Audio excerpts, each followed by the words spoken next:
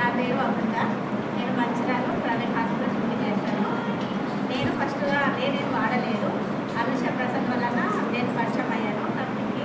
తర్వాత నేను వీళ్ళ దగ్గర నుంచి వెయిట్ లాస్కి వేరే వాళ్ళకు ప్రోడక్ట్ ఇచ్చాను. ఇంకొకటి ఫైల్స్కి ఇచ్చాను. వీళ్ళ దగ్గర నుంచి తీసుకొని వాళ్ళకి ఇస్తే వాళ్ళు ఫస్ట్ నమ్మలేదు. నేను కూడా హాస్పిటల్ని నేనే తీసుకుని వెళ్ళిన వాళ్ళని. అంటే నేను సిస్టర్ కాబట్టి నాతో వస్తే వాళ్ళకు కూడా తక్కువ అవుతాయి కదా అనేసి నాకు తీసుకెళ్ళారు. నేను తీసుకెళ్ళిన తర్వాత వాళ్ళు ఏమన్నారు, అక్కడ 30,000 కట్టండి ఆపరేషన్ చేస్తాము అని అన్నారు.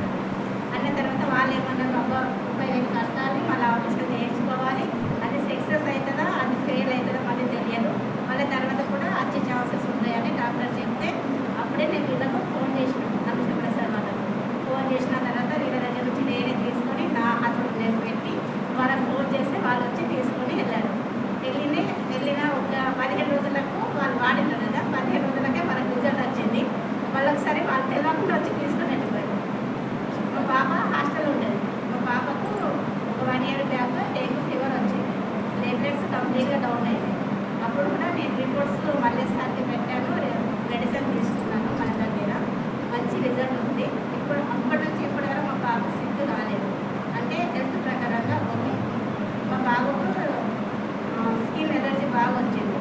వన్ సైడ్ కంప్లీట్గా గజ్జిలాగా అయిపోయింది. ఎంతో ప్లస్ ముందు అప్పుడు హాస్పిటల్ తీసుకెళ్ళాను.